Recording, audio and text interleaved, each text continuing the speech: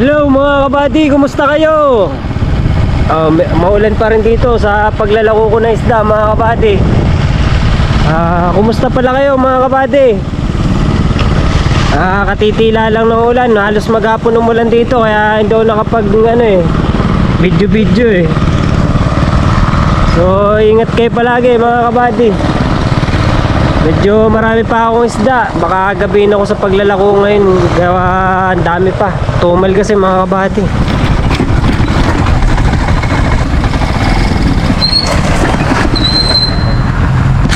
Yo, muntikan pa tayo mag-slide mga kabady. Grabe, ang dulas kasi ng daan. Kaya nakakainis. So puro barbary pa naman mga kabady. Ayun muntikan na tayo. Talagang pagka hindi tayo natingin sa daan, pwede tayo mapahama. Kaya pag sa lahat ng mga nagmamaneho dyan mga kabady, tingnan nyo yung mga pagmamaneho nyo. Mahirap na.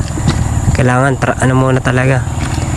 Magtitinda muna ako mga kabady. Lako muna tayo.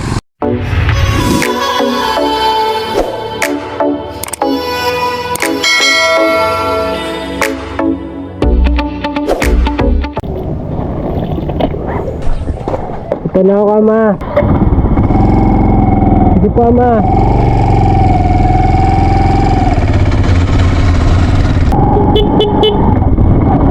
Biyanan ko yun mga kabady.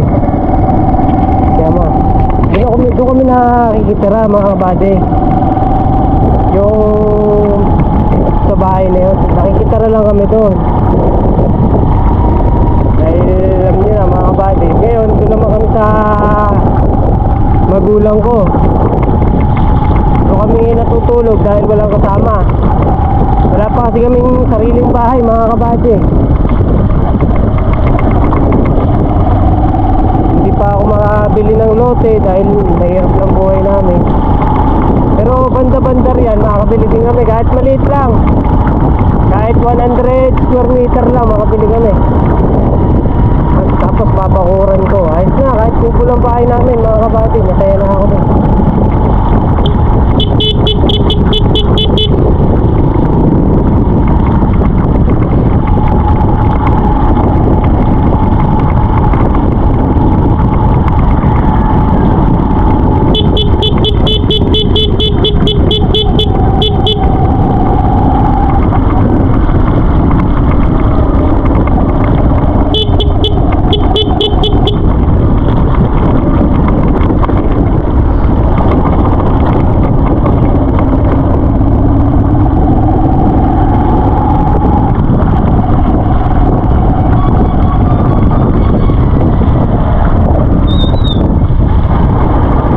Gutom na ako, di pa ako nag-aagahan.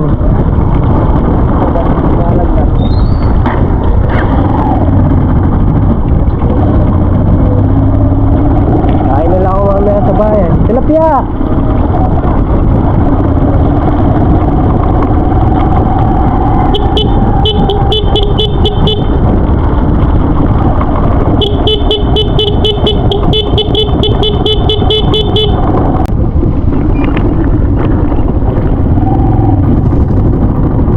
Ay! Nice da! Bahala na tayo sa tilapia mga kabady. Mahirap din talagang wala tayo regular na kinukunan ng isda. Kasi may mga dalaan na sila ng isda mga kabady. Hindi naman natin sila masisisi dahil bago lang kasi ako magtitinda ng isda. Siyempre mas paano nila yung kanilang mga regular. Yung regular na magtitinda nila, inuuna nila yung tama lang naman yung ganun. Kasi ako bago nga lang nga naman.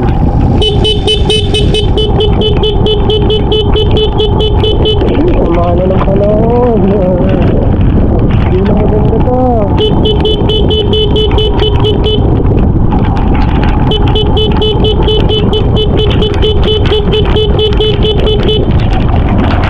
Yes, do.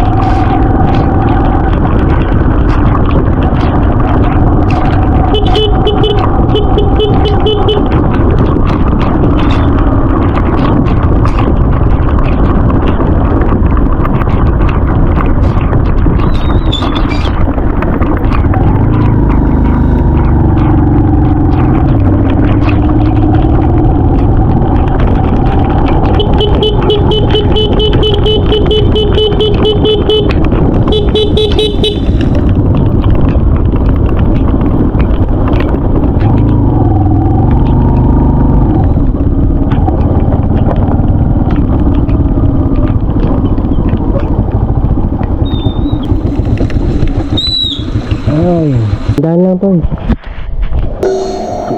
Grabe ang ulan. Tilapia eh. Wala naman mabilhan eh. Magkano ko ano? Bigay sa akin, minsan 105.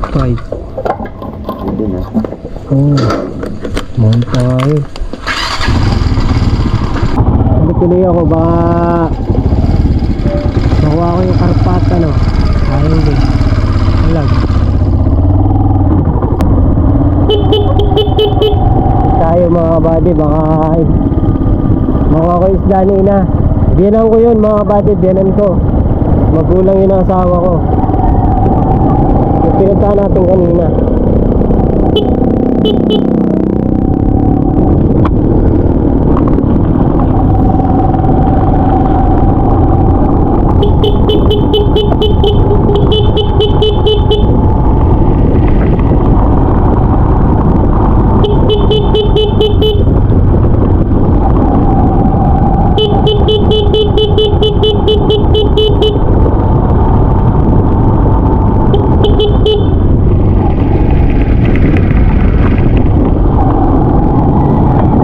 Yun, pila na.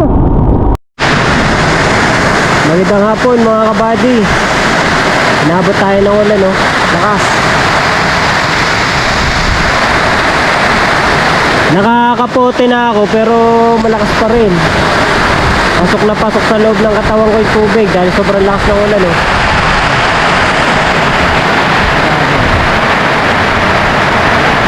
Ang dami ko pang isda mga kabady, mga nasa 20 kilos pa. Nakakalungkot mga kabady. Pag natiran ako na nakakaya na itinda bukas, lalo na kasi tilapia. Bukas na pag nagkataon nito may titinda. Sobrang lakas ng ulan mga kabady. Nandito nga ako sa gym. Nagpapatila ako kasi magbusi naman ako. Ay hindi rin talaga nila maririnig sa lakas ng ulan. Grabe mga kabady. Hey isda, bili na kayo. Tingnan mo ng bulwak mga kabady ng ulan eh.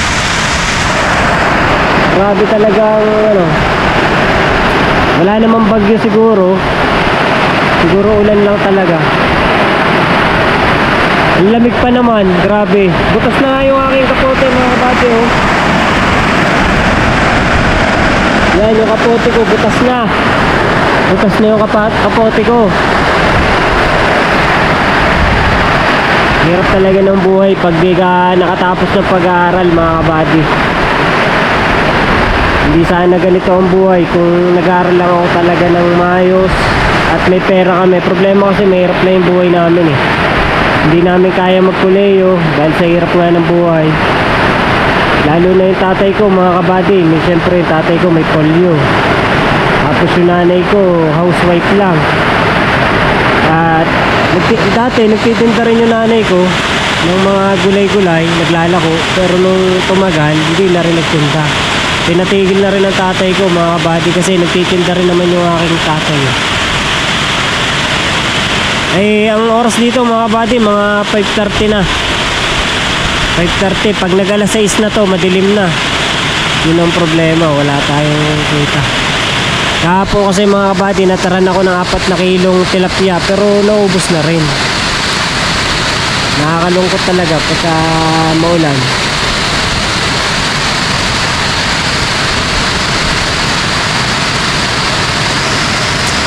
Kailangan umalis na ako dito kasi makukulong ako dito ng ano.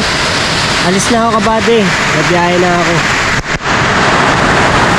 Video na lang ulit ako mamaya pag uwi ko sa bahay.